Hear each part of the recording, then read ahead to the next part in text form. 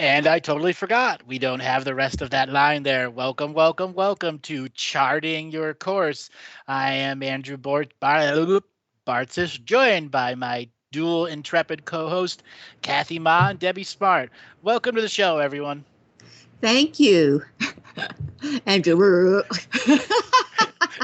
It's the amazing Andrew Patsis. Pre-event mode, too many Yes, thoughts going on in your head. flub my own entrance. It's great to be here on Charting Your Course. What a wonderful day it is. Great to have you here too, Deb. Thank you, Kathy. Thank you, Andrew. It's just wonderful always to get back here there with you guys and have a wonderful, discussion with each other. So today we are going to challenge everyone with the topic nobody really wants to talk about. And that is how political fundamentalists and personalities are in the season of political change, demanding us spiritual people pay attention to their distractions and their ideas and ideologies that truly have nothing to do with our greater spirit purpose. We are now living in a time so polarized with Donald Trump and Hillary Clinton and all the disunity and disfrequency that is around it. As an example, everyone that is in the political stage right now believes they have the right to invade the mental space of another, to demand that they say who they're going to vote for, demand who they say who their political process is. This demand is done by individuals who have reached the highest level of polarity, have become zealots, and who no longer honor the space of others, allowing them to grow and create and to make their own thing. So many people are on the tit of mass media, taking in that milk and allowing themselves to become zealotous in their expression. We as individual spiritual beings have the divine right to make up our own mind, to have our own conversations without others that are not a part of that conversation to step in there and change the resonant frequency to their form of domination. So today, Kathy, Debbie, myself are going to be weaving a story how the suspension of belief when it comes to politics is very similar to the spiritual process that every human being must go through in the day. So for the first question, I want to talk to Kathy and both Debbie and give a little example of how the politics of people have been infringing on your spiritual processes, especially now that it has become the post conventions and everybody is 2 months away from a choice. I've got to say, it is quite invasive in many ways. Like, you can hardly walk for more than half an hour without someone bringing it up or being bombarded with an ad or something on telly or on the internet. Even if you want to just relax and watch something very soothing or brainless, suddenly you've got all these ads that are like challenging you to think about it and not like someone. In more cases than not, they're the messages are don't like this person, not even so much like me. It's don't like this person, don't like that person. And you're just like, wow, what happened to all the spirituality that, you're in your downtime, you're relaxing at home in a private moment or even on the internet surfing, and you're in a completely different zone, minding your own business, and suddenly bombard. And this energy is so strong and very intense and in many ways aggravating if you're in this very calm and docile brainwave at the time. And suddenly you're being asked to dislike someone, not even whether you agree with them or not, just dislike them. And for me, this is so invasive and disturbing. It is. Debbie, what do you have to share on that initial topic? Well, it's interesting because it's everywhere you turn these days, just recently especially, people are all discussing, what they believe or what they don't believe. And there's a lot of anger and a lot of energy around, sticking up for their own personal choices about who they want to vote for. And, and what's your, and this is the way I feel it get thrown at me, what's your take on this? And I prefer to try and stay away from that angry energy that gets thrown at you. And just recently I was visiting a good friend of mine, and we were at a hot mineral spring, and we're just sitting there and we're just having this really nice, beautiful, discussion about the divine masculine and divine feminine, and just in our own little world. And all of a sudden, we just get invaded by two males, actually. There was one comes floating by, and somebody had mentioned something about Hillary somewhere in that group there, and this guy comes floating by, and he goes, "Oh, Hillary, she's a man." And then this other guy right beside us all of a sudden started bombarding us with this whole political barrage about his beliefs, and it was all Trump and masculine and anger, and so we just had to get up and leave. It was just incredible that the energy that's coming from these people, that they're buying into all the propaganda and the energy that's being thrown through the press on TV, and it's just throwing a whole lot of this negative energy into a spin with everybody. And it's such a sad thing that people buy into the way that the press are presenting, the choices. It is, isn't it? And it's just, I don't even think invasive is just the right word. It's so intrusive on your own personal being, your own personal space. Right. Intrusive to the point where it's aggressive. In the Debbie's example, the person just inserted themselves into a conversation not knowing who any of those people are because he believed he was being patriotic and it was his service to this country.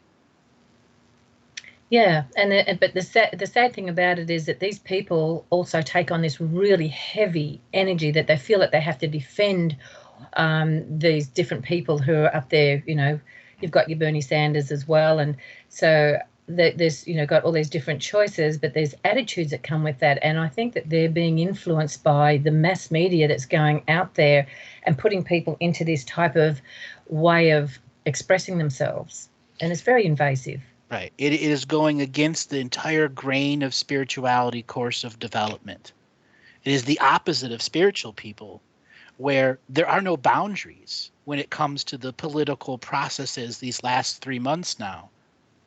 No one has any boundaries. And if you make a null political statement saying that the system is corrupt and I can no longer give tacit consent, meaning my vote, you get a whole different layer of barrage from those that support both different sides, demanding that you vote, demanding you give your power away. Boundaries. That's so true. It's like there is no respect for your boundaries. And this is the classic example of spiritual boundary teaching. At these times now, before the election, what individuated boundaries can our listeners create to stop these examples from being intrusive and aggressive in your field? Yes, and also, looking at the fact that here we are on our spiritual journey, and how can we stay sacred neutral when within all this type of energy that's being thrown around? It's being bandied in the marketplace. I was somewhere else just the other day, and there were some young people, and they were talking about how wonderful Hillary Clinton's thing was, and how wonderful it would be to have a woman in power for a change. Look, wonderful how everything is changing for the best, and we had a black president, and now we've got a woman going for it. And I just sat there, I was stunned, because I just think this is the way that the media is now pushing that agenda. And you're sort of looking at, well, have you really looked at what these people are what they really present and what they're really trying to bring into this country, or how this is going to affect everybody?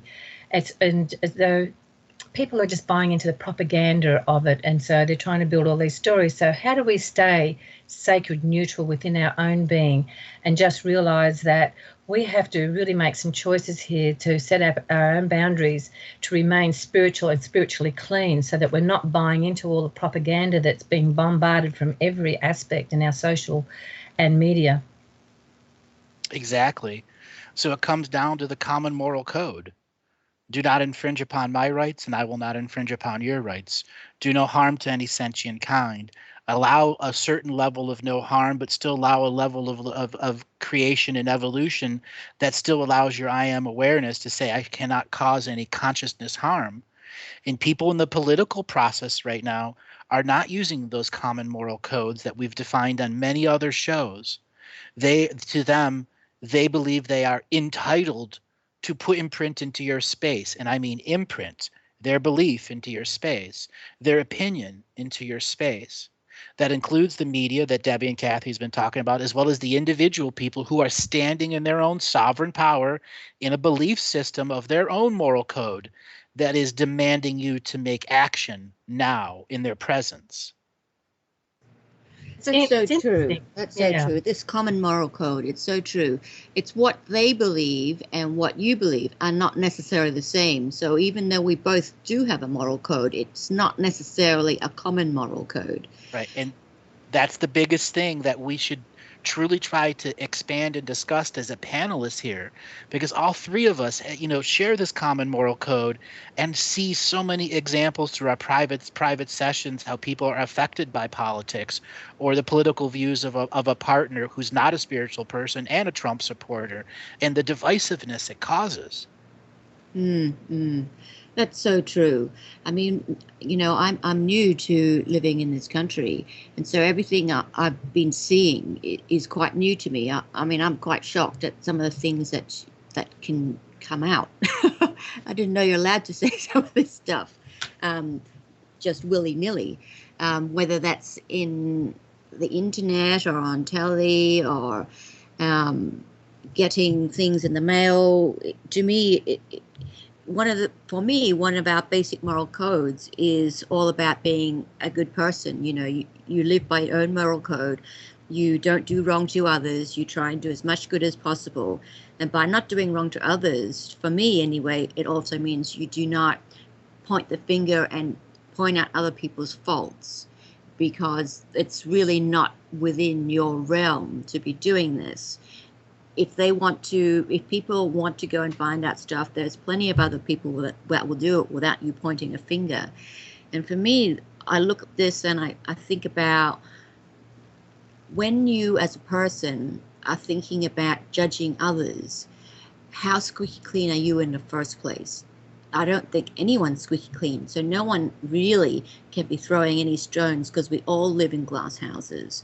So if you have something to say, make it on point, not take personal stabs at people about things that really are not relevant to topic.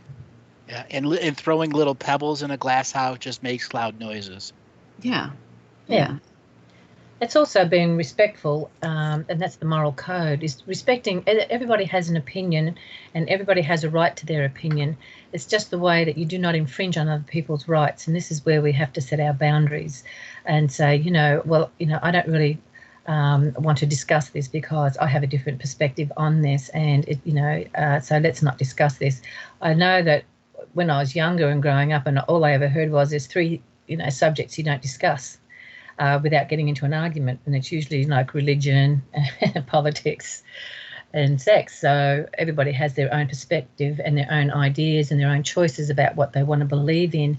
And I think that the way that the media is imposing their political views onto the people, it's pretty sad, because the people take that on as their own perspective, and that's where the damage comes, because people get angry when other people don't agree with them as well. And this is where our moral code has to come into place and be respectful about everybody's belief system, and not to infringe our beliefs onto anybody else, but to just say, well, I respect what you believe, what you want to believe, and I just have a different perspective. So let's just stop the conversation here and let's get onto something a bit more uplifting.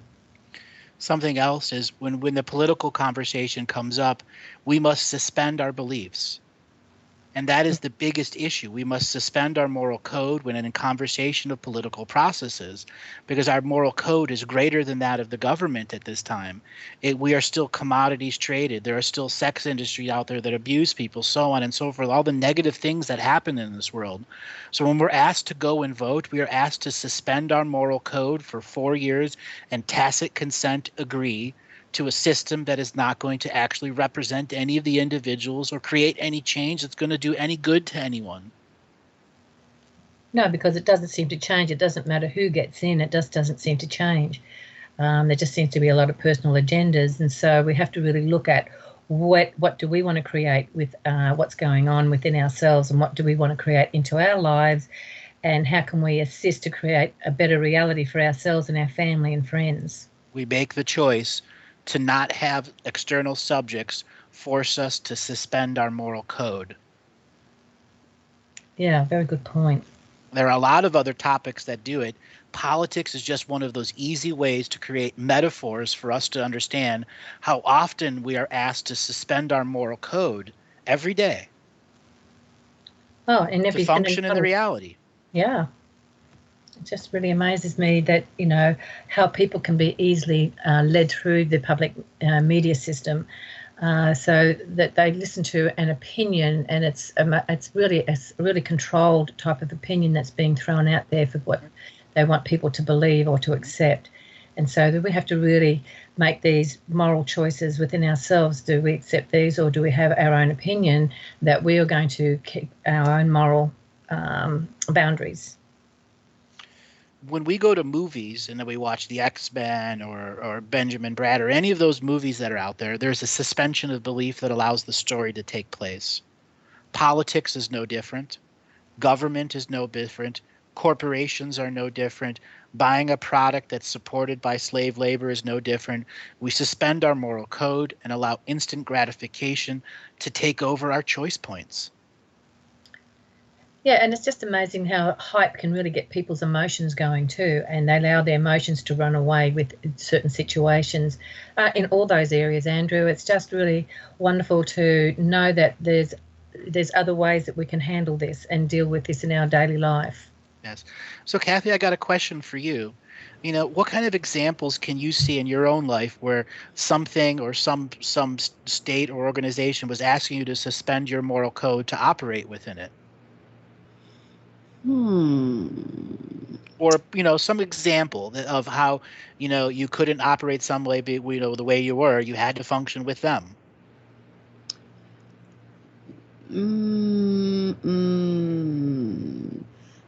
I would say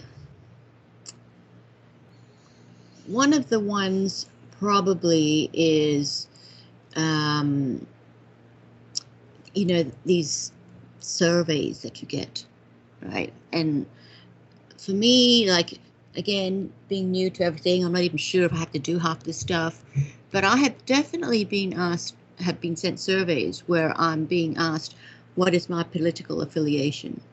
And for number one, it really makes no difference what it may or may not be at this point, because I'm not allowed to vote at this point in time yet. But it's none of their business anyhow. But to send me something and give me 3 choices about what I think I am, and to tell them, and who knows what they're going to do with this information, I find quite insulting, because it's not their business. Why should I tell them? And what are they going to do with this information anyway? Because it's not actually a vote. So how is this going to be anything? And when you do go through a voting process, it's supposed to be like secret anyhow. So by asking me these questions, it's almost like you're asking me to show you my undies, you know? Or suspend your belief in the system. Yeah, because one of the things that I've grown up believing, and, you know, overseas, this is the perception, is that America is like a leading world country. You're so far advanced, you've got this technology and this, and so democratic, and everyone's free, and freedom of speech, and everything's privacy. So to be here and have these things, I'm like, what? This doesn't make any sense to me at all. What happened to privacy and none of your business, and free to do what I want? I don't have to tell you what I'm going to do. Because even, I mean, not myself personally, but I have witnessed recently a few people got letters saying to, you know, because everyone's making sure that all their voting registration is up to date, and, you know, if you need to change your address, all this stuff, you know, and when they're doing all that, they want them to tell them what party that they belong to, and how much money they earn. Yeah, what's this got to do with anything? And what I might say today and what I decide to do could be different. It's none of their business. And to me, it's like such an incredible infringement on our personal boundaries. And, you know, to lead back to your question about the moral code, it's like, this is not your business. You have no place to ask, really. So you're pushing your views, whoever you are, or whichever department you are, onto a person who feels they're not sure if they have to answer you or not. They don't want to, but they don't know if they're going to get penalized. And so it's almost like a fear tactic. Kath, to Debbie, same question to you about the moral code and the suspension of the moral code to have to operate in the system. What examples do you have? Immunization, for example. People are starting to lose their choices about whether they can, allow themselves to be immunized or not. Now, children are being forced in school systems to, and a lot of parents don't want their children to be immunized because they know some of the side effects. And I've seen great examples of autism and other different side effects. And so you're losing your right to choose what you want to do with your own body or what you want to do with your children. You're starting to lose those moral choices about what you can make. And I noticed recently in an AARP email that I got that seniors are now going to be forced to take pneumonia shots, and I think there was shingles. They're going to try and force that onto you, and if you don't, then then Medicare isn't going to cover you. There's all these certain things that they're trying to force onto people, and it's really breaking the moral code of giving a person a choice about their own body and what they want in it. It's just terrible. Abortion is the classic example of suspension of moral rights. It's since the 60s, it has been in favor of abortion rights, and the non-abortion people have stood in their moral code and stood in their own form of expression. And for 40 years now, they have forced a debate publicly that it's something that the government should never truly be a part of. That is the own individual family's responsibility and how their moral code deals with that. When you force the moral code of some other faction upon the wholeness of a world, the wholeness of the world suffers. Yes, you can see the results everywhere around you when that happens, and it's a really sad thing that people have to suffer because they're forced to do something against their own moral choices. Mm-hmm. Every time you go to a McDonald's drive-thru and you ask for a decaf coffee, you trust that it's going to be a decaf coffee. But there's a suspension in belief that, the McDonald's has pink slime in the meat and all of that other stuff, the GMOs, etc., the no tracking and tracing of the FDA meat. Yeah. We suspend our belief with GMO foods every time we eat it. Yeah. And now they're taking away the right to be able to have that printed on any item that you want to buy. They're not, the Monsanto is actually fighting against the GMO being labelled. So it's going against what the people really want. It doesn't matter how much the people go against wanting the GMO wanting the GMO labeling on their goods. That choice is getting taken away from them, so that that they can get tricked into whatever they buy. They don't know whether it's got GMO or gluten in it. There's no choices anymore. Yes. So I'm going to bring the next question up, and this one's going to lead us into a bigger topic. And that's the debate about the global infrastructure of disinformation and distraction and how it's truly dividing and conquering individual people from standing in any kind of power. So, Kathy, I want to bring this question to you. There's this global infrastructure, a variety of things out there that is distraction. Everything from government and taxes to belief systems and religion. How do people disconnect from that global infrastructure of distraction or false information? I think it always comes back to the same thing: grounding, grounding, grounding. I know this sounds boring to those of you that are listening to us all the time, but the more grounded that you are, the easier it is for you to discern what you consider relevant or irrelevant, what is intrusive, what you can repel literally out of your energy, out of your aura. Obviously, you can't repel taxes out of your aura, but the way that you react to it, the emotions that come attached with it. Because when you are truly grounded, you then become focused. Once you're focused, you can look at the things that are coming your way that you're getting bombarded with, or the messages that are really invading your space, whether it's challenges to your own spiritual thinking or your own development. You can be more discerning in the way you handle it. You cannot always stop it from happening. You cannot always stop it from entering into your consciousness or your eyesight.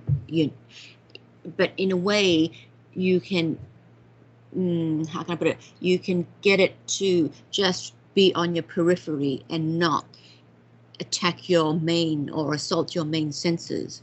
So, for example, if you were having a lot of information coming your way about religious things or spiritual things or spiritual development or criticism or unsolicited advice about any of these kind of topics, when you take the power away from them to upset you, when you can be discerning in the way you react to it, it then in many ways becomes an irrelevant thing to you. Because you're grounded, you can just let these things swipe off the back of your back like a water on a duck's back. It's all about how you are going to let that affect you. It's, like previously when I was mentioning it, that I found these, ads on telly, very annoying and invading my space.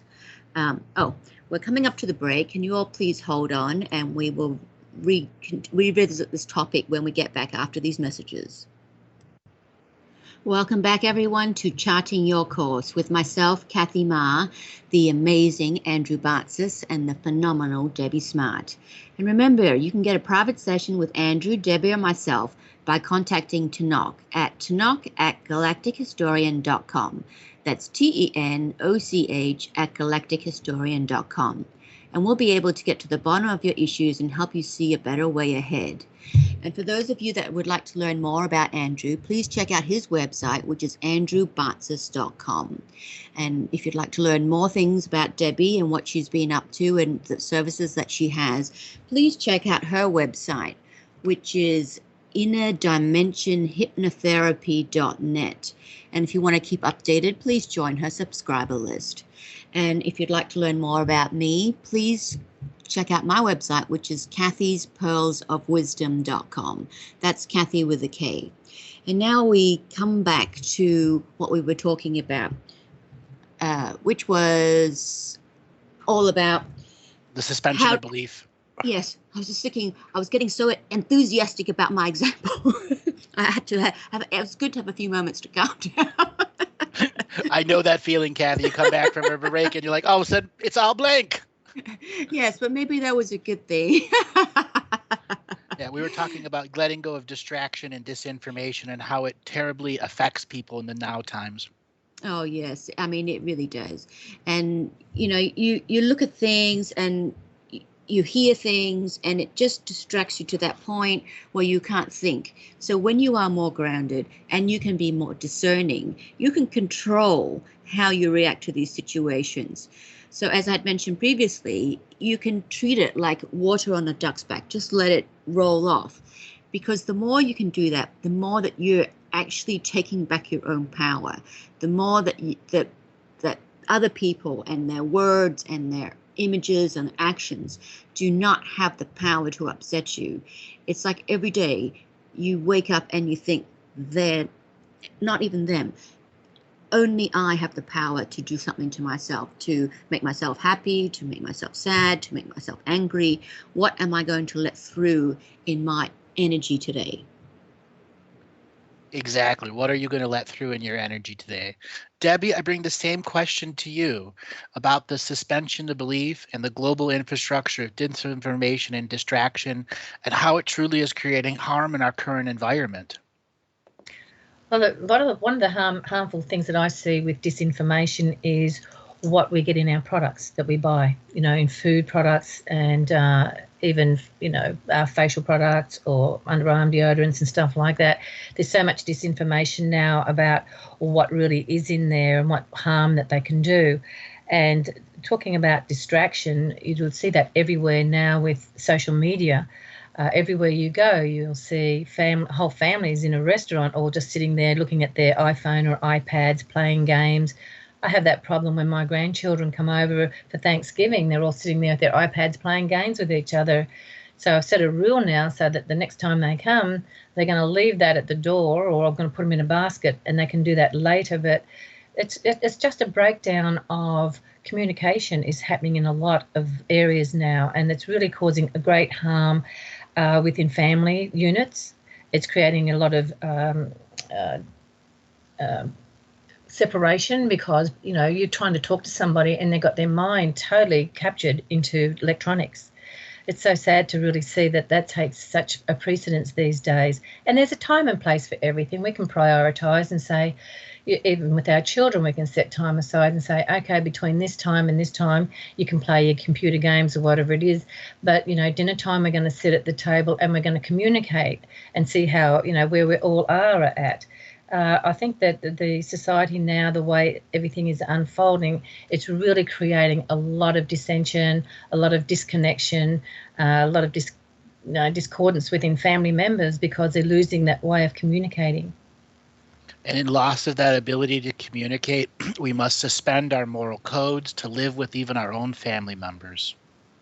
Yeah. So this has been so an incredible overview. We started with politics and how people, the political nature, do not have boundaries and can imprint. Now, the next thing we're going to talk about is that true power of choice. So let's all of us give our expression of what choice is. And as a quick example, the power of choice is an infinite expression. Even when we're told to suspend our belief in X, or S, we still have a choice in our own multidimensional mind to say yes to the person in front of us, but no to them behind us. So, Kathy, what do you have to help people see the true infiniteness of the power of choice? The power of choice, I think, is something that a lot of us don't realize we have. I mean, every day you wake up, the power of choice is already starting. I'm waking up today. Am I choosing to be in a good mood, bad mood? Am I going to yell at someone, not yell at someone? Am I going to let this annoy me, etc.? Do I choose to still be mad at whoever it was that I argued with yesterday? Do I choose to forgive whoever it was that did something to me last week, etc.? But even before you get out of bed, you've made probably at least 10 choices. But the fact that you may not recognize it is something that really has to be addressed, because when you understand that everything you do is a choice, you have the power to choose, then you understand really how empowered you are. And when you understand how empowered you are, then it really makes a big difference to the rest of the day, how you cope with things, whether it's good news, bad news, whatever happens. You know that you are more ready for it, more prepared for it. And it's even coming down to, breakfast. Am I going to eat breakfast, not eat it? I'm going to eat that junk food and then regret it later and then, complain about all the sugar that I had? Or am I going to be healthy and have that health shake that I had paid all this money for, and et cetera, et cetera? I think we all recognize some part of ourselves, even in that first half hour before we've gone anywhere, just got out of bed. So as you go throughout the day, it comes down to which way I'm going to drive to work, who am I going to call first? Will I do this bit of homework first to study? Will I call my boss first and report back, et cetera, et cetera. Am I going to hold a grudge against my third grade teacher I didn't like? Yes. 20 years later, that's still in your choice point? Yes, and every day you still choose yes. No, I'm only joking. I love my teachers. Unfortunately, there are a lot of people that are that way. They're choosing to hold grudges. It is, and especially with families or close friends, they didn't agree with me when we did this, so that's it. They're cut out of my life. I'm not going to talk to them anymore after being friends for 40 years. That's it. And these are all conscious and subconscious choices that we're making every day. And when you really, really cut it down and you truly understand the power of choice that you have to then start to evaluate what is important, what is not important, and what can you let slide. Because that's what it comes down. How much energy, time and energy are you going to spend hating someone or ignoring someone or even pursuing someone, which is pointless? All these things. Because every time you are more clear on what you're doing, you become more focused, and then you can plan better.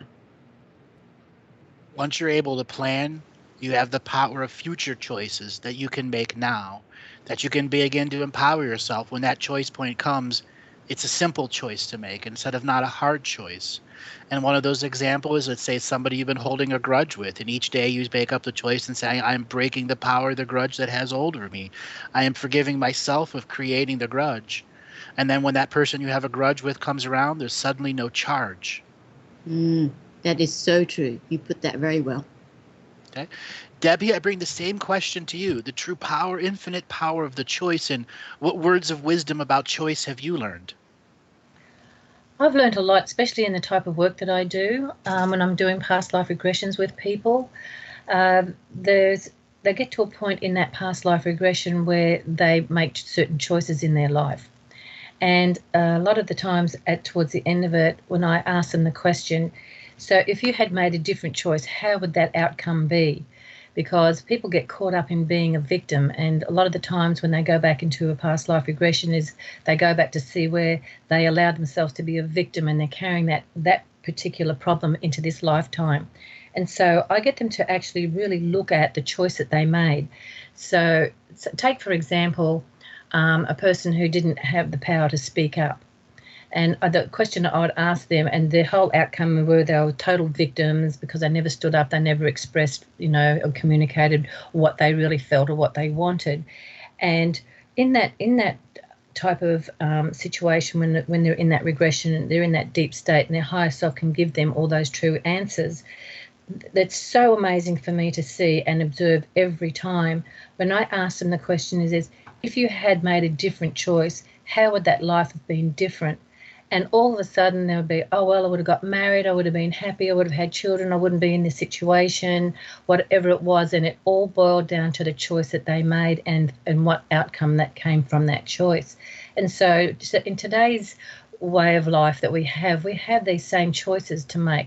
Do we want to choose to be the victim, or can we stand in our power, even if we're feeling a moderation of fear or even feeling a bit victimized, to speak your truth in that moment in a graceful way? You don't have to be an abusive way, but to speak your truth and state what you truly want and what your choices are going to be is what's going to be your outcome in this lifetime. And it is really going to affect every aspect of your life and the people around you. So it's really, really important when you're faced with certain situations that you're in and you feel powerless or whatever it is, to go think about the choices that you're going to make about how you're going to handle this, whether you're going to allow yourself to be victimized by this, or you're going to overcome this by communicating, saying, sorry, but I can't do it your way because this is the way I feel and I'm going to make this other choice. So, it's very powerful. Yeah.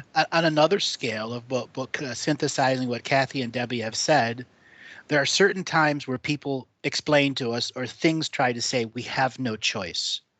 They try to limit you to a yes and no answer. They try to limit you to their set of imprinted choices.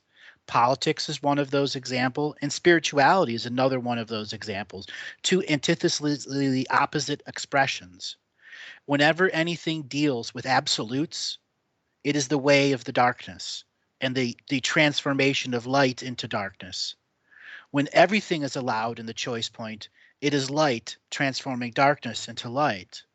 And that is a metaphor people can really take into every part of their choice points and understand we have multidimensional choices available to us now. Each morning we wake up, we agree to Roman numeral time. Each morning we wake up, we agree to the way the system works.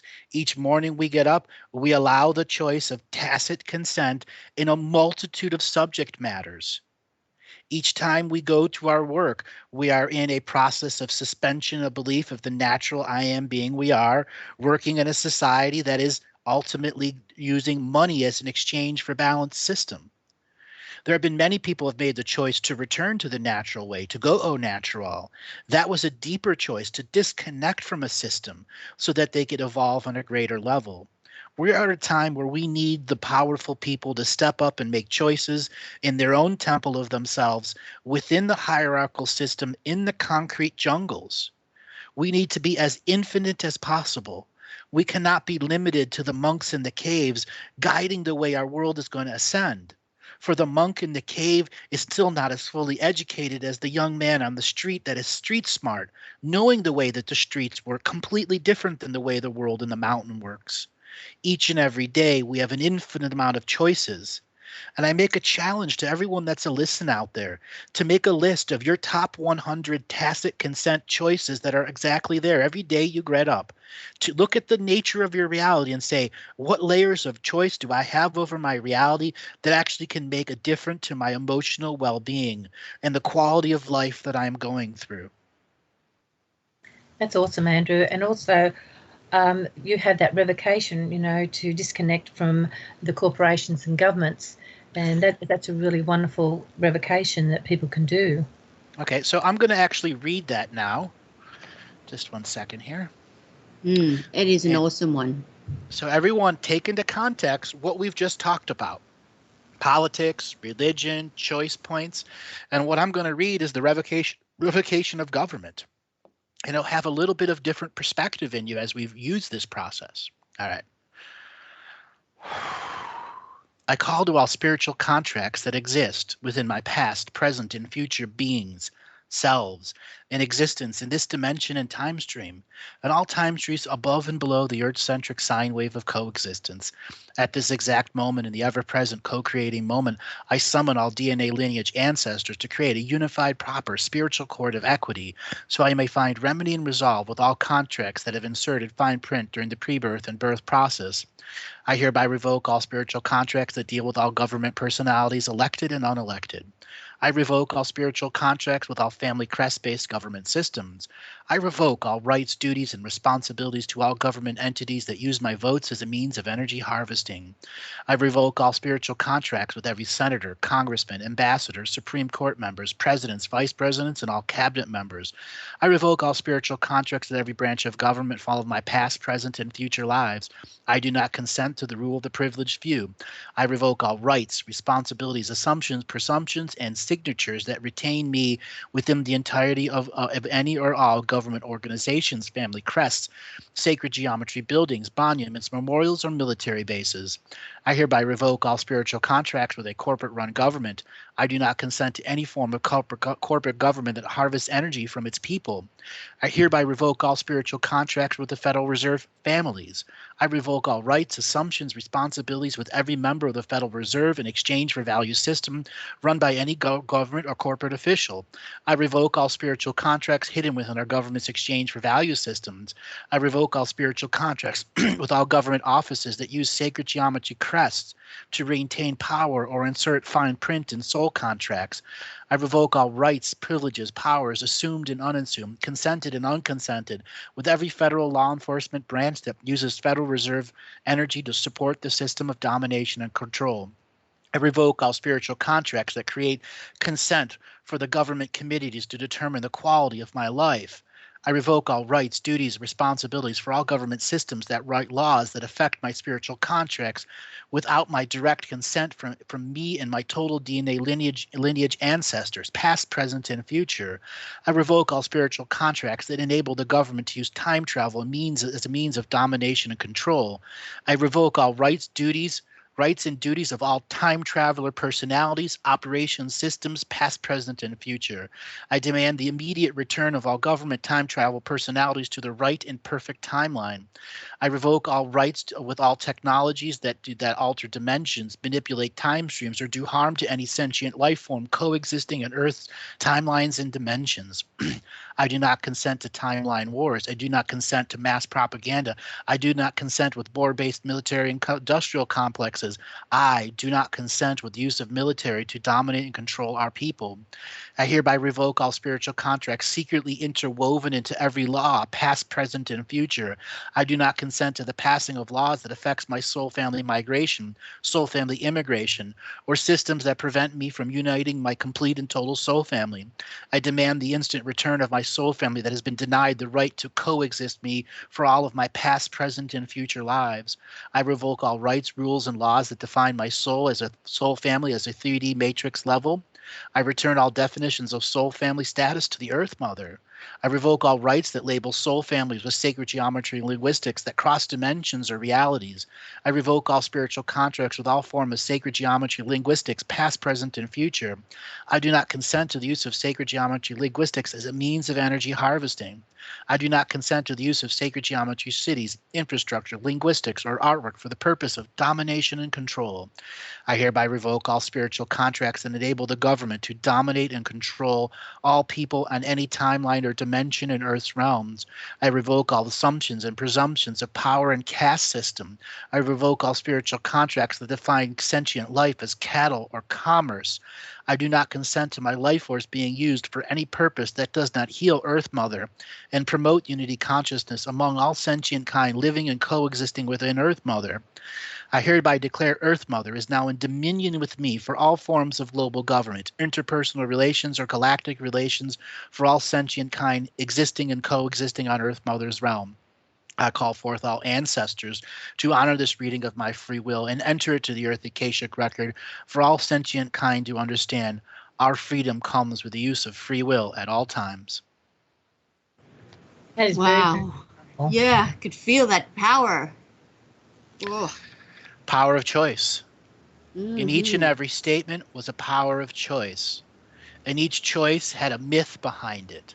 A myth that the government has power over us, that we were uncreating that myth and say, you are just a myth. You are just a fiction. When we make those Fiction. words, when we make those words sacred and we truly mean it, we erase that fiction from our life and its ability to change us.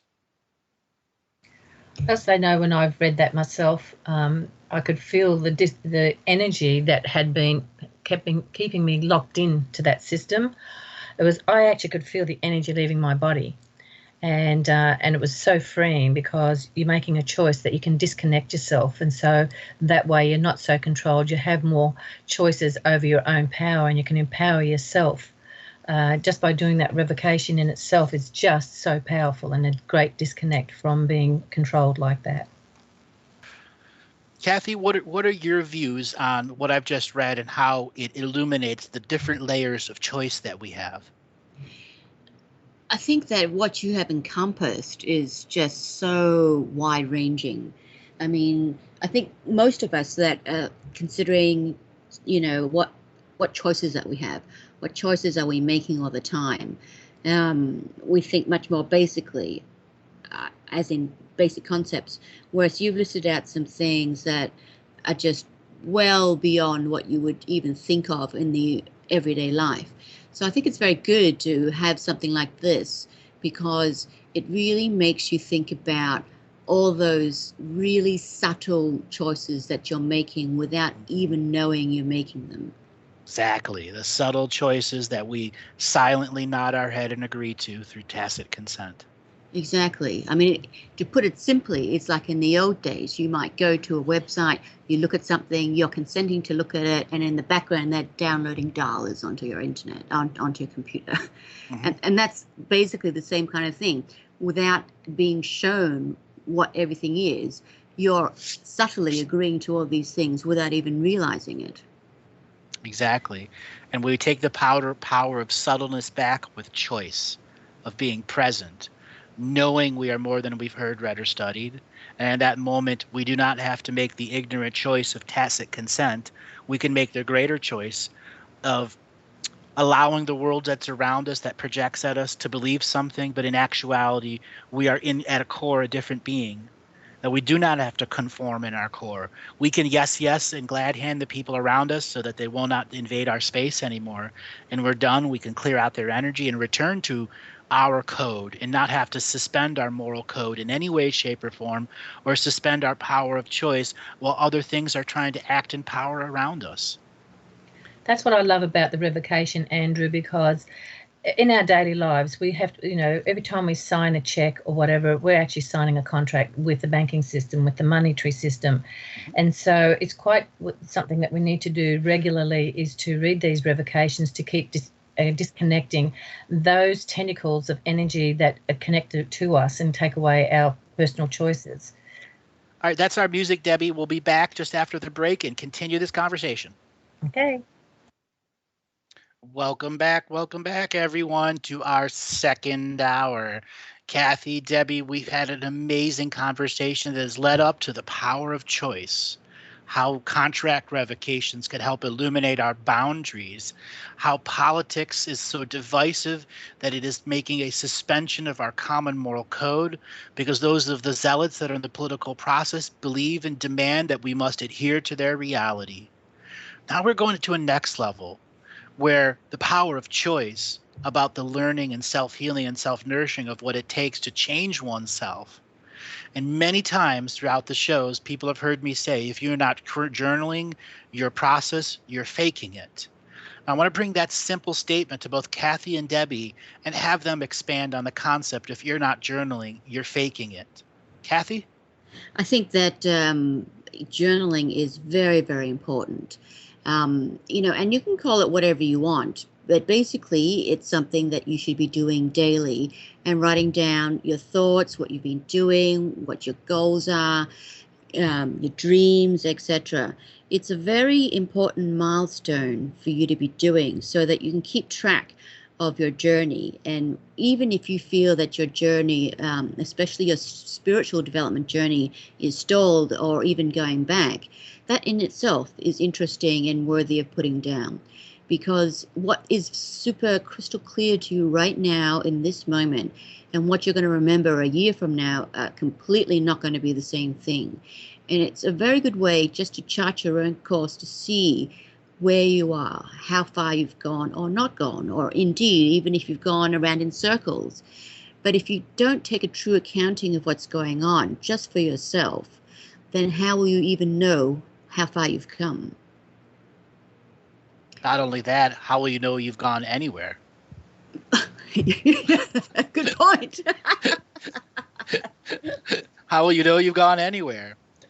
Our minds do not always record the events, and it requires the truly active person to be able to remember what truly goes on. So I want to bring the same question to Debbie.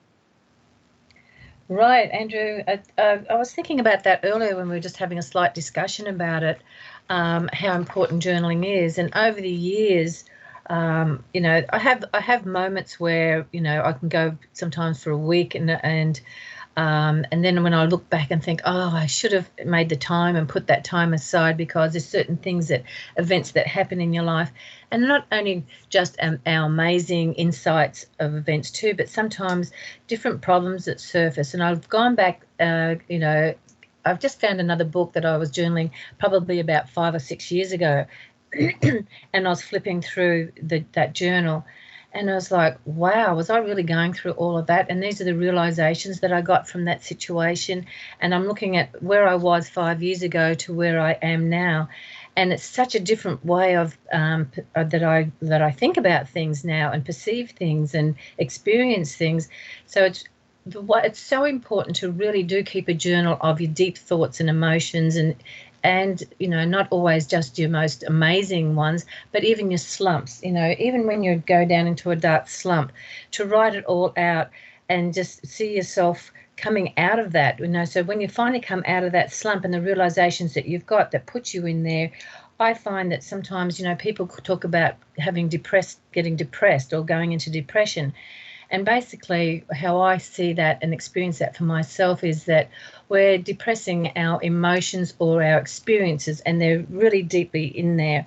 And it slows us right down, and you just don't feel motivated to do anything. And these are the times that you really have to go in and go into introspection.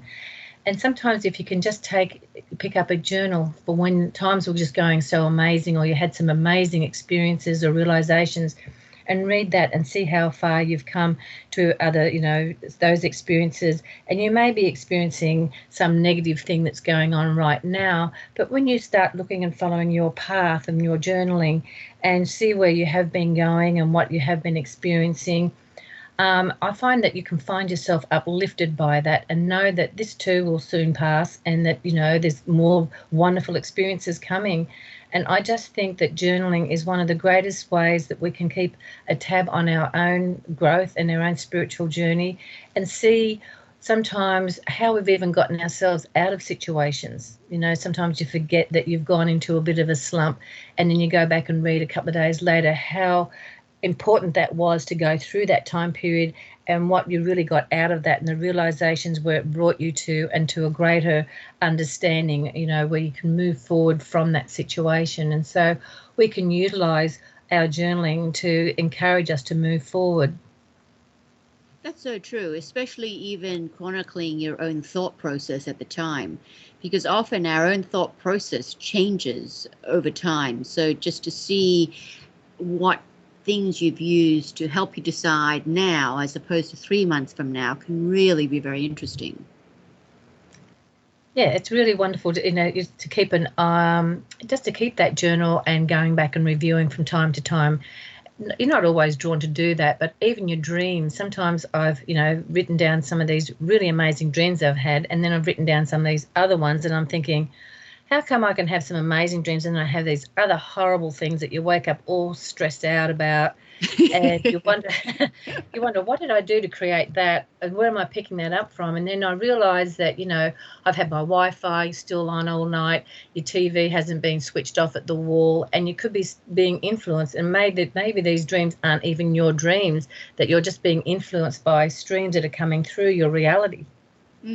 Or even something very interesting, like you've had visitors that have come to stay and you didn't really put it together. So you're not only in the same physical space as someone every day, but you're also, in a sense, sharing dream space to a certain degree with people that you don't normally. And that's why it's good. So if you write those sort of things down in your journal, when those people leave, see if there's a change or a switch in your dream time. Were they suddenly happy and have rainbows? Exactly. Did they add to my, you know, my experience? Yeah. Yes, that's true. And even I found when you have house guests, one thing that is interesting about the journaling is because you also change a lot of your day-to-day practices, even, you know, down to eating or late night snacks, you know, cheese and crackers suddenly you'll have with people while they're chatting for 2 days that you would never normally do. And then when your dream state is altered, you don't really put that together straight away until you go back and think, well, you know, I was doing all these things, I was eating really late, I mean, or whatever, and no wonder I was, you know, feeling so hectic all the time, especially in my dream time. Right.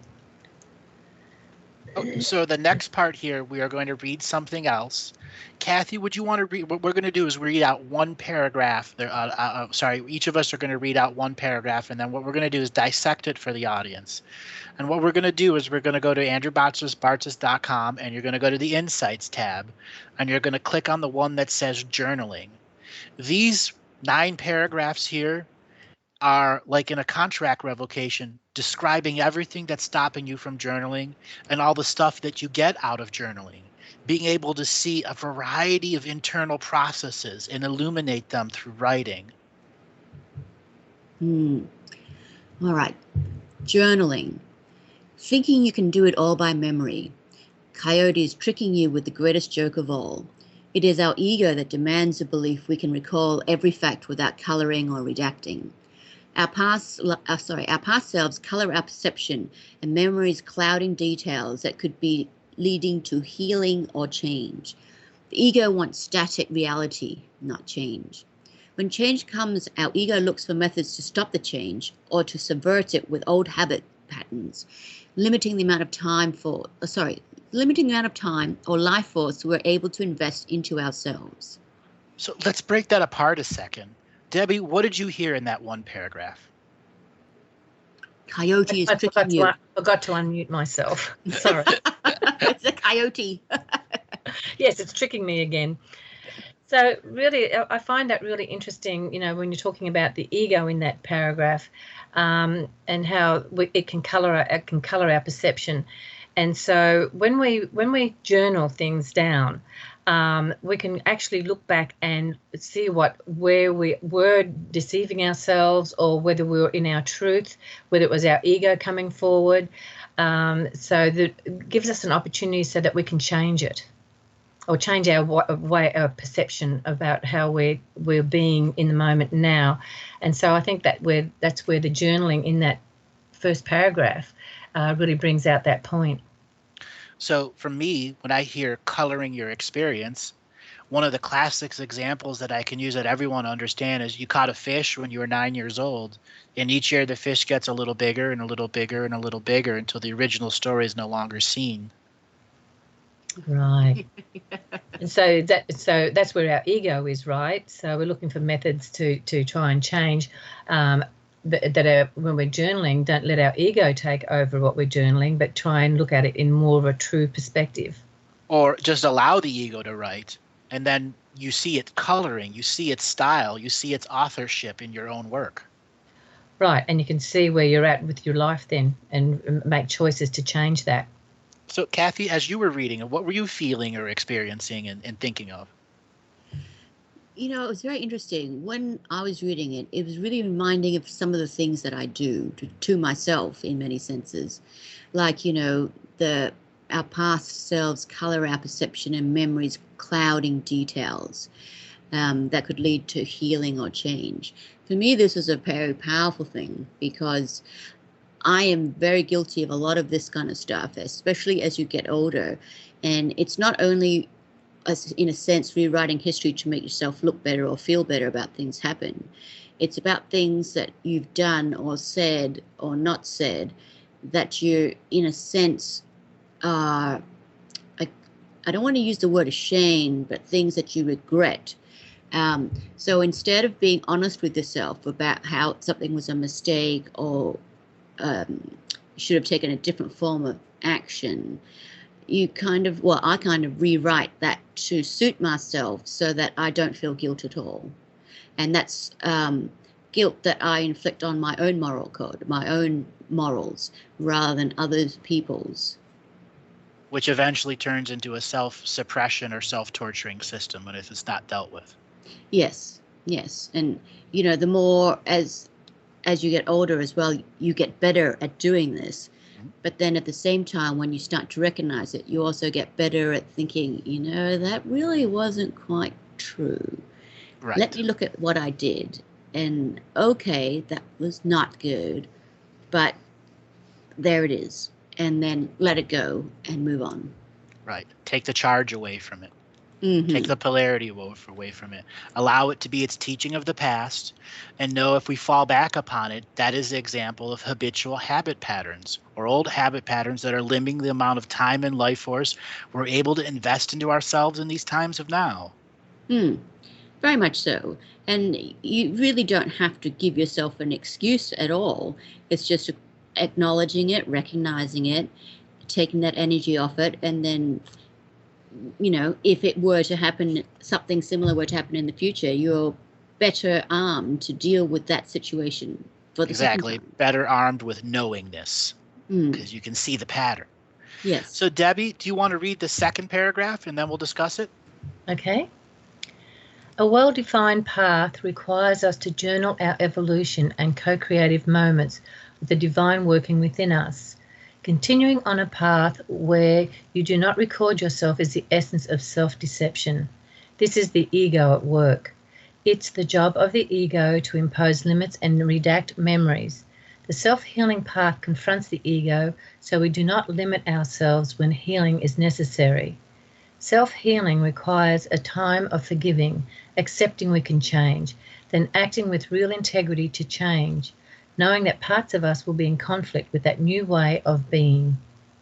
As you were reading that, Debbie, you almost began to sing at part of it.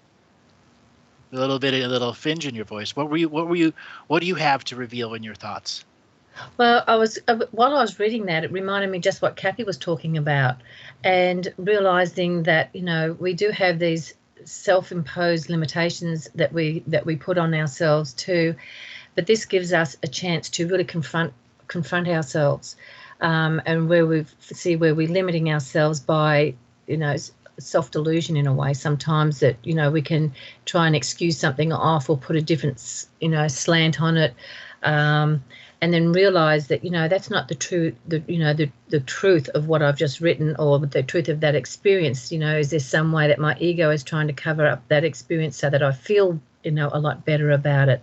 So getting the self-healing coming from that is a time of, where it says here, self-healing requires a time of forgiving, so that when we look at these things that we do or the way that we express, that we can accept that change within ourselves, realizing that, that's the way I thought back then, but now I have a greater choice to make here. And when when that situation comes up again, this is the way I really choose to handle it, and do it with integrity. Exactly. Kathy, what are your thoughts on what was just read?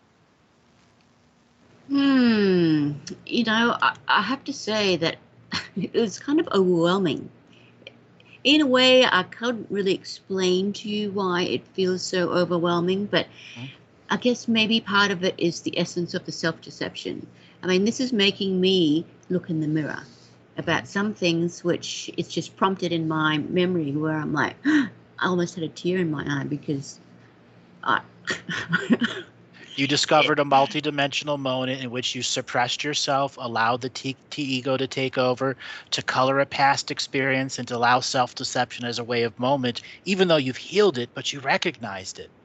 Yes, recognized it for what it is. And, that the self-healing requires a time of forgiving. It's that forgiving, which I think, I can be so forgiving to others, yet I do not take the time to forgive myself. Right. Therefore, this self-healing is in many ways not impossible, but insurmountable mountain to me. When the ego is at work, it is its job to impose limit and redact memories.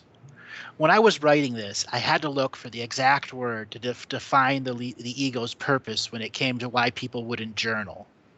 And I was using the commonality of the Akashic records. And I want to ask both of you, just that word, redaction of memories, and it comes from the ego. So many of us have forgotten important things, and when spirituality came to us, we forced ourselves to try to remember. And Kathy, you just had an experience where you had hindsight and foresight simultaneously, and you were able to see yourself and actually change something in there. Yes. And, it was instantaneous. It was like, it took me by surprise and speechless, like, what? But it feels good. Right. It's, a bit emotional, but good. It's one of those things that even caught you in the word angle, meaning, hey, I've got to process this a little more. That micro mystical moment that she had. So Debbie, the same thing to you about the redaction of memories and how you might have had to regain memories. It's really interesting, Andrew, because sometimes when you're relating an experience to somebody, and then you relate it again and again and again to different people, and you sort of wonder, am I colouring this up? Is the ego making this more colourful than what it really is? And sometimes, it's really embarrassing if you do look at the truth of it, that, you look at some of these situations and you go, you know what, I think I did exaggerate that a bit, or it was more than what it really was.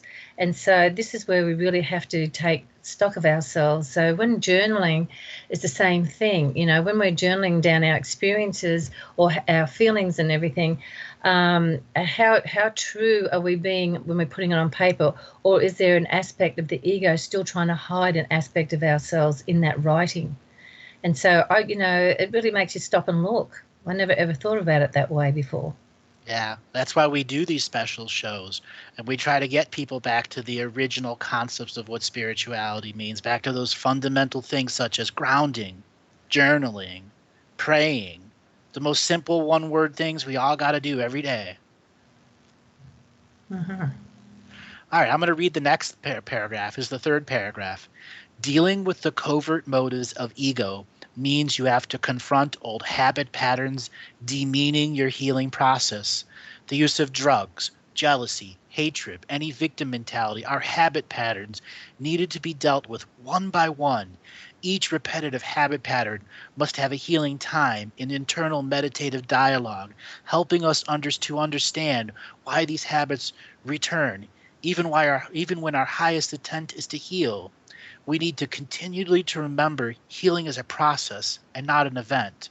It requires us to let go of pain, heartache, and despair.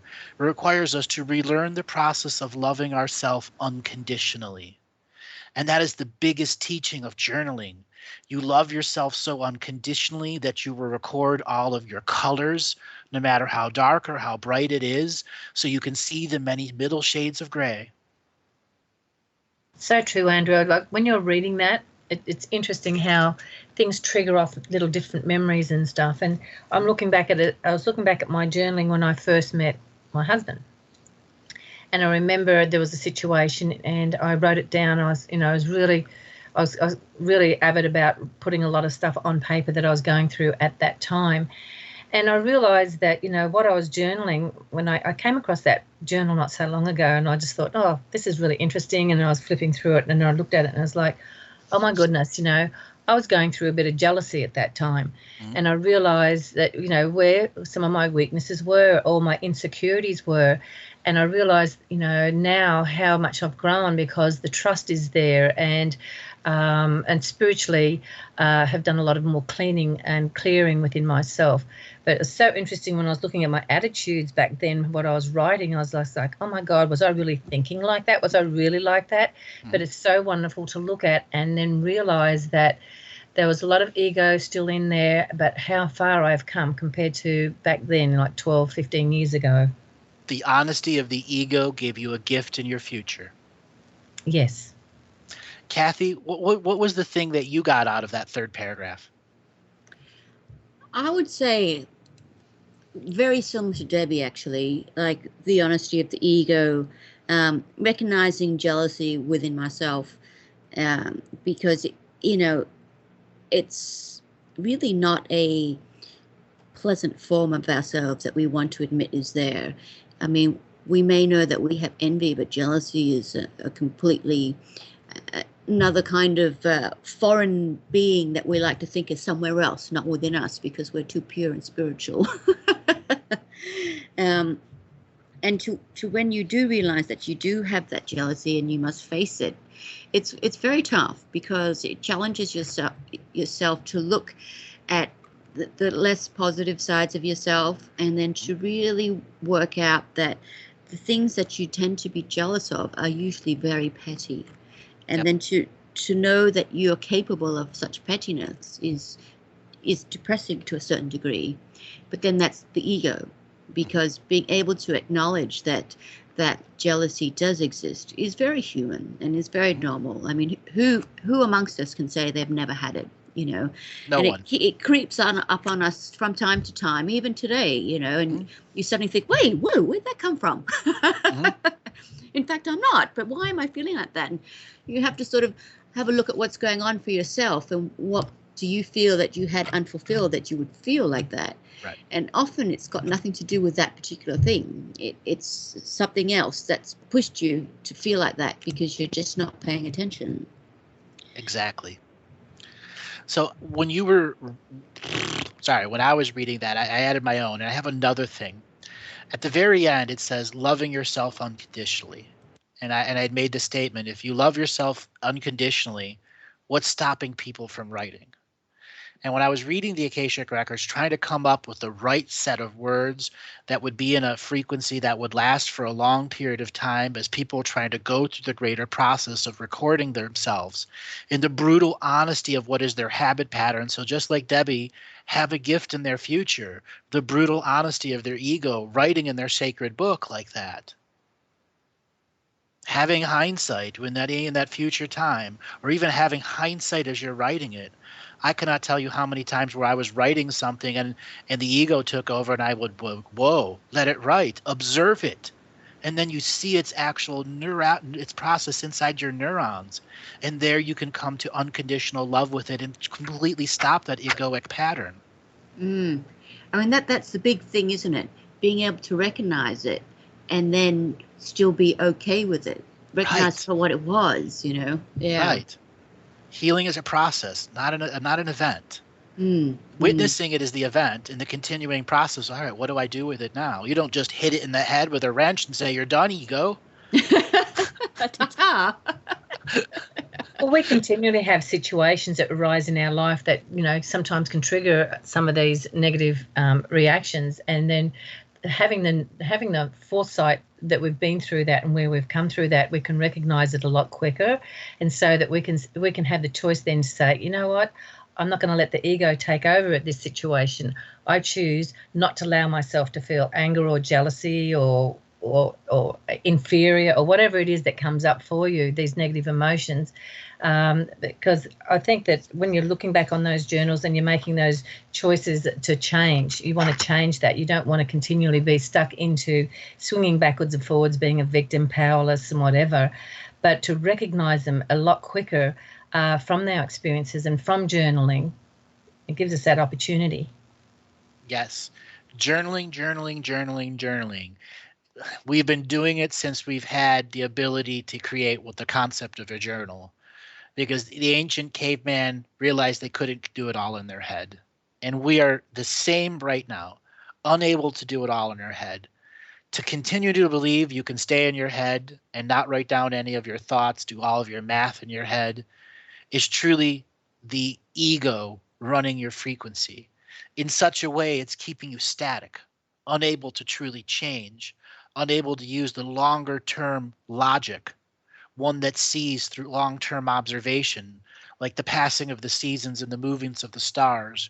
Journaling allows you to yourself to see the thunderstorms of the ego and the great sunny moments of the summer where you were beautiful and perfect with your words, and all those other moments where trauma or tragedy happened in your life and you saw your evolution through it. When one comes down to that brutal honesty, allowing themselves the 100% truth in their journal and not being afraid of somebody else reading it. That's a big point, isn't it? Not being afraid of someone else reading it. Exactly. I don't know if I'd want someone to read mine. What, you don't write in code? I wrote in code, exactly. It's about time to start, Deb. Just got to be honest. No, yes, it's really interesting. When you're writing down your journal, that you're probably going to be the only one to read it. But then again, you never know when when that book gets found by somebody else, when you're just leaving it lying around. It's interesting, and because you're bearing your soul and you're bearing who you really are. So, well, one of the future technologies coming for us is a 100% private journaling system. It is encoded to your singular light DNA. All right, that's our music, and after the music, we'll be back to continue this process. And welcome back, everyone, to our last half hour of the show. So we had just finished that incredible process, and now I'm going to continue on with the whole reason of why we should be journaling. And in the first 3 paragraphs, and then we now have the next process. Habit patterns have changed dramatically in the last decade. One can barely recount all of the changes in one sitting. Cell phones and all the extended ways of communicating and conversing with cultures worldwide have limited our connection to Mother Earth. All these new tangible and intangible things weigh down the human spirit, diffusing the Earth Mother's energies with our desires before our needs. When our needs are not understood on a primal connective level with the place we live in, a separation begins to take hold, and a separation procreates an uneasiness that eventually devolves the human spirit into the distilled human essence, trying to figure out what is real and what is not. This unending process continually breaks Earth Mother's links to the children and her grandchildren. Consider this: the growing up of a child who has left the home or nest of their parents. He no longer talks or writes to their parents. Long separations continue until a longing for home returns, and the now adult mind of the child who left long ago returns. Spiritually, it is the effective result when we desire then to develop a need to return home. The home is our authentic self, that true authentic self. It blesses our life path with wisdom. Accepting this and understanding of the self is expressed in many religions around the world. No one path, only one way. No one path of spiritual expression is the direct link to the divine or co-creative force in Earth Mother's realm. Not even Mother Earth herself is the full force of spiritual expression. Every one of us are a force of free will. Debbie, Kathy? Faith is our direct link to the universal wisdom. Faith reminds us that we know more than we have heard or read or studied. Faith reminds us we have only to look, listen, and trust the love and wisdom of the universal spirit working through all of us. Faith does not require a belief in a religion, only by learning to trust the love and intelligence working through you and all creation. This newfound trust will transform your perception and experience. You will find lessons and opportunities in every challenge. No matter what we feel or know, no matter what our potential gifts or talents are, only action brings them to life. Many of us understand concepts such as commitment, courage, and love, but we truly know only that which we do. Doing leads to understanding, and actions turns our knowledge into wisdom.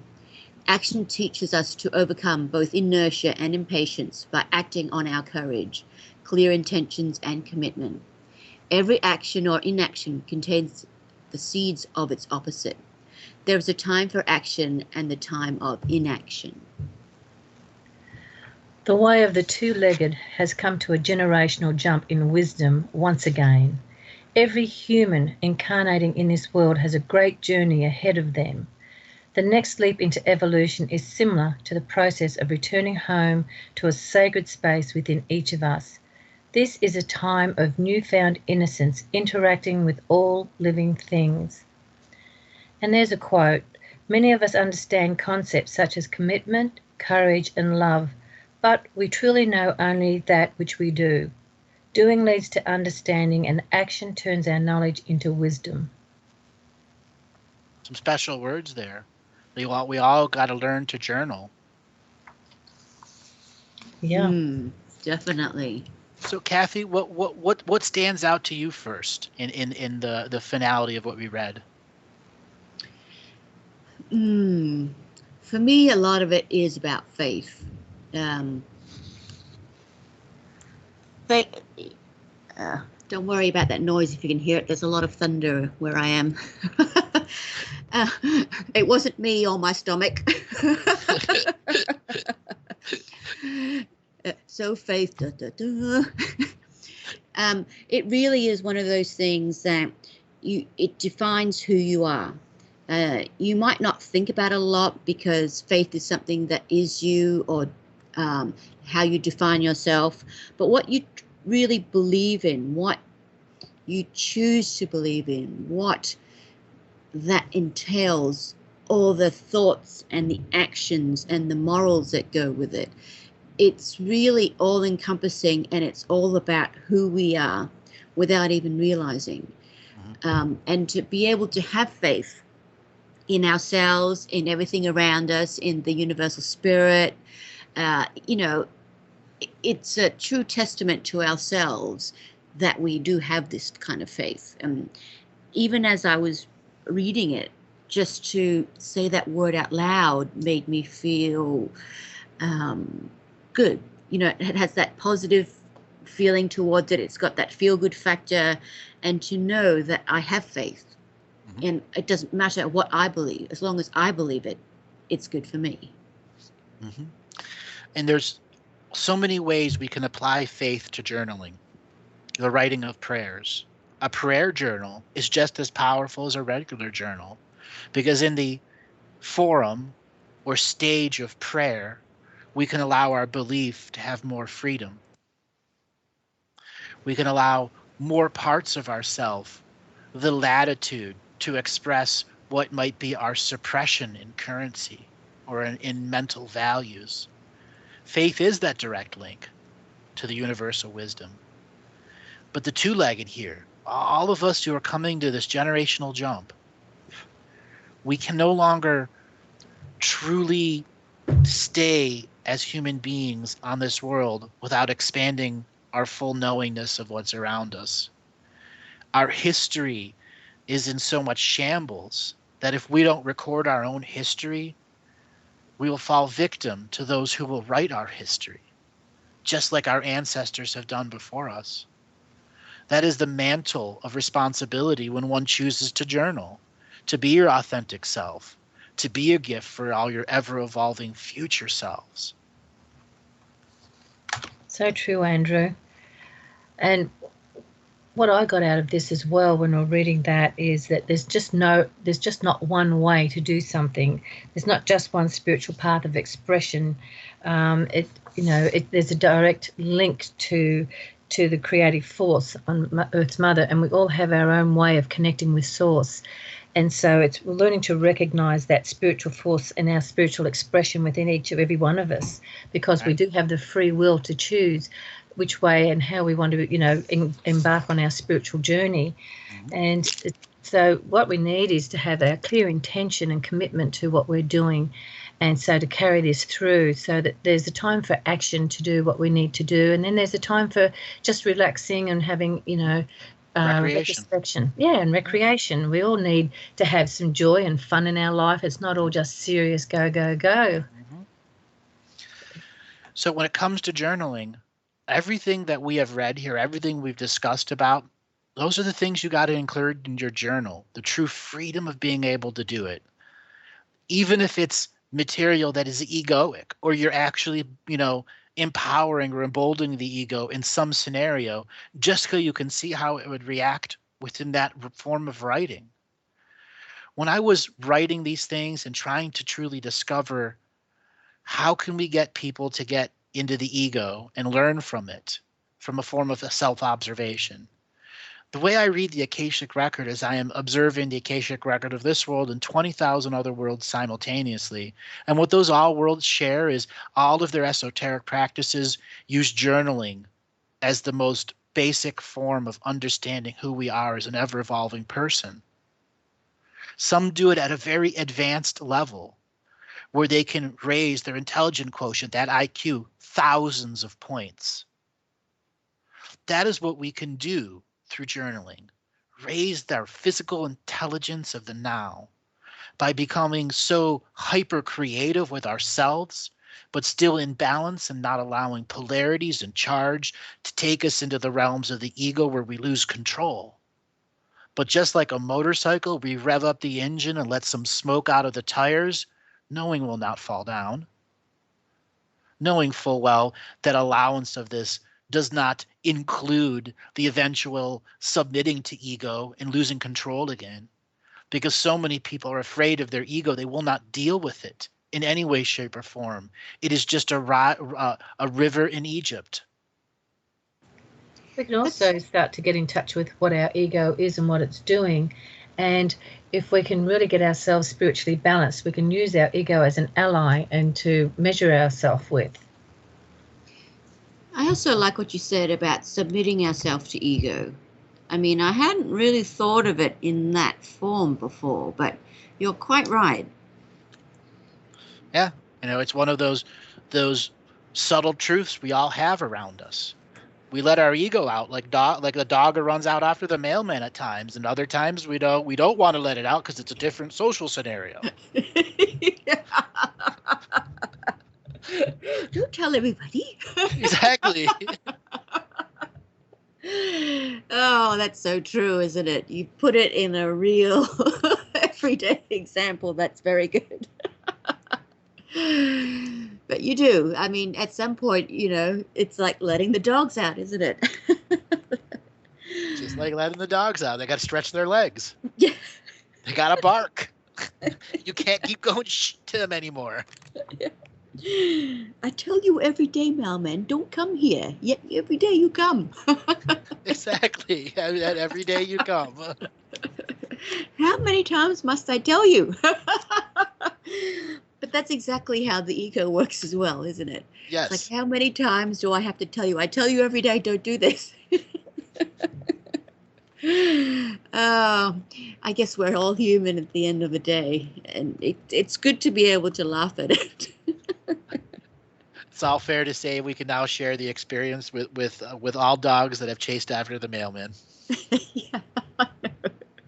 Yes, because we're all on the same path, and we're all dealing with the same issues, and so it's really being able to express and understand what those issues are and how our ego can take over at certain times. And I think the more you journal, the more you start to recognise that too. Yeah. Yeah. Very much so.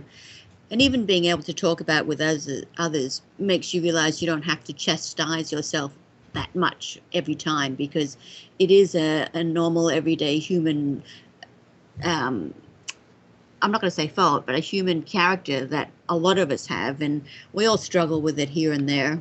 Yeah. Yeah, it's all a learning experience. We all fall victim to our own stereotyping of ourselves. Mm. You know, it makes it easy to function our reality when we stereotype ourselves. Yeah. Oh, yeah, yeah. Because then it's easy to give ourselves a reason and a rationale why we're going to do something we know we shouldn't be doing. And repeating a behavior we know we should try and stop. It's like going for that donut. We know that we should eat it. We know that all that sugar is no good for us. Yet it's just sitting there. If you don't eat it, it's like going to waste. People are starving in the world. Exactly. You can justify it in many, many ways if you want to. That has nothing to do with I want a sugar rush. Sorry, Deb, go on. So the bottom line is, you know, how committed are we to our spiritual journey and to how far we want to come or how far we want to grow? And so it's making choices and recognizing that we all have these, you know, these aspects of ourselves and our personalities and whatever, and not to go into blame, shame and guilt over them or beat ourselves up over them. Just go, you know what, ego, I recognize what you're doing here. So I'm going to make a choice now to move out of that and make take the higher road if I can. You know, sometimes you can't change some of the things that, you know, you jump into in the ego-wise thing, but, you know, next time if you're come across that same situation, you're going to make a different choice about how you're going to react with something like that or how you're going to deal with it. Right. So we want to encourage everyone that's listening live or is going to be listening on the various sources that go up afterwards to go to the place where you can put comments in and tell us about this show. Tell us about how voting energy has affected you and how the zealots are out there. Tell us about your journaling process and the challenges that you have had. We have an opportunity to teach many people who are going to come to the future and think, you know, journaling, oh, we can do it without doing it. What are your greatest teachings you've gotten from this show that can assist other people on journaling?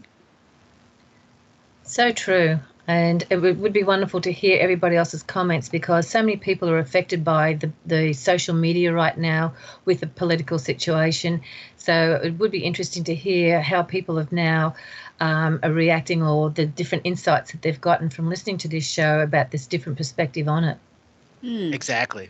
Yeah, and to know that you're not alone, that you're not the only one feeling like you've had mud bath. Some days you just, feel dirty and you don't know why. It's just in the airwaves everywhere. And it's even, you go to the shopping centres and you hear people arguing about Trump and Hillary and this or that.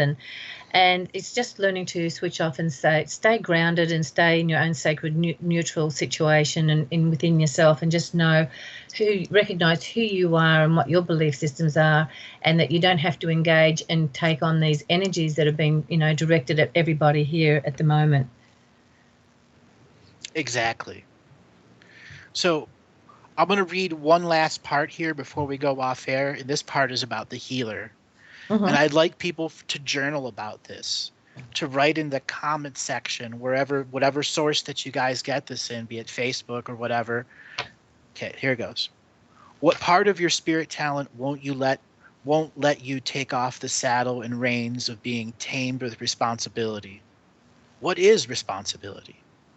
In its most basic definition, it's our ability to respond with our attention to any situation that arises. So look around your surroundings and ask, what needs my attention before I look to my desire?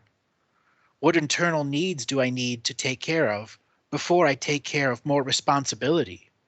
What repetitive habits of piling on faith into future subjects has taken away from your serving your basic soul needs? To let go of the old is to understand how you have helped people heal in your own lifetime. How many people have sat down with you and asked you questions? How many of them have cried tears of joy and pain? How many of these have been healed with the use of your talent and your presence of your spirit, mind, and body? Before you decided to be a person expressing this talent, you were a healer. At this point in time, you didn't see how you effectively became a healer, but the act of coming out of your talent was overwhelming with healing for you. It forced the monkey mind aspect of all two-legged mind to separate memories and thoughts so you could process the new healing energies in your daily living. Take time to look over your old journals and doodles in the corners of the papers. Who was that old you? And who is the new you? How far have you come with your own talent? How much further do you want to go with this point of view in your life has brought you to? This is the time of healing, a time of recalling of the sacred energies of your soul. Recycle, repair, and renew old patterns that prevent new patterns from becoming tangible aspects in your life. That is an example of a high-flowed energy journal mode. And it was about the healer that I was going through at that time, where I was discovering what Reiki 1 was and truly fully understanding something. And I chose to have that on my website because I know there are thousands of others that have done their own healing classes and have gone through something similar. This is one of those gift moments I gave to myself. I like that gift moment to myself. That's really very important. You acknowledge that you need it, you did it, you still take ownership of it. We all need to do that a bit more often. Yeah, it'd be a whole different world if we did. Mm-hmm.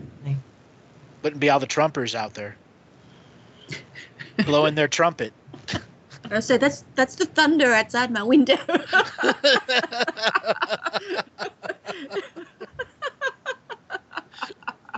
Now, it's a very powerful thing to recognize where we need to be at in every moment and to be aware of and just being totally conscious of what's going on around us and not to buy into these different situations anymore. We have the freedom of choice and we have free will in every moment. So, so let's take advantage of that and not get caught up in all the hype that's going on in these days. That we can actually grow from these situations because we can use those as an example to even become greater. And rise above all the hype that's been put out there, and just realize that we can keep our sacred neutral ground, we can keep ourselves grounded, we can continue on with our growth, and we can also inspire others just from our example. Exactly, just from our example. We can inspire our own selves from our own example we set inside our journals. Yes, definitely. And so, Andrew, I'm really, really, really looking forward to this workshop that you've got on the 3rd and 4th of September. It's just so exciting. I've looked over some of the information that you've got in there, and people are just going to get the most amazing, amazing information and learning. And if if you're still sitting on the fence and deciding whether you're going to come or not, I really, truly, truly encourage you to make that choice, because this is going to be an epic event. The most amazing, amazing growth is going to happen here. The consciousness is going to expand. And what I was reading, it just is going to build up and build up and build up on itself in such an inspiring, evolutionary way that I just can't, say enough. It's going to be absolutely awesome. Well, thank you. And some of the things that we're trying to teach at this event is galactic history too. All that wisdom and knowledge that has brought so many people here to learn the various subject matters. And within that galactic history, it also is to teach you how to read the Akashic records, to begin to understand what it takes to read the Akashic record of this world and thousands of others simultaneously, so that you can go further than I've gone, so that you can begin the process of your own sacred neutral representation, begin your deeper journaling concept of the I am soul you are at this human scale, at the solar system scale, at the galactic scale, and the universal scale. For we are all of those simultaneously. At this event, we are going to have expressions that are going to challenge people to stay in neutrality, so that they understand the fullest benefit of remaining in neutrality as information flows at the rate that it may not necessarily overwhelm, but challenge your ability to cognitively understand it. There are certain techniques that come with reading information at a very fast pace that is heart-centered, that is spirit-centric, that has a variety of other things that help information flow, as if you've just had an energy body massage. When you guys hear me do the flow, and you hear Kathy and you hear Debbie, you hear of all of us in our own authentic source. There are times that all three of us are synchronistically communicating the same message and expressing it at such a level that new wisdom comes forth. And that is what living the mystical life daily is. It's taking all the wisdom that I learned in my entire life of what it took to remain sacred neutral for 42 years in such a way that I could expand my knowingness to the being that I'm in today, to have a collective body of work that's thousands of hours that people are coming to every day. So reminder, September 3rd and September 4th, 2016, go to my website,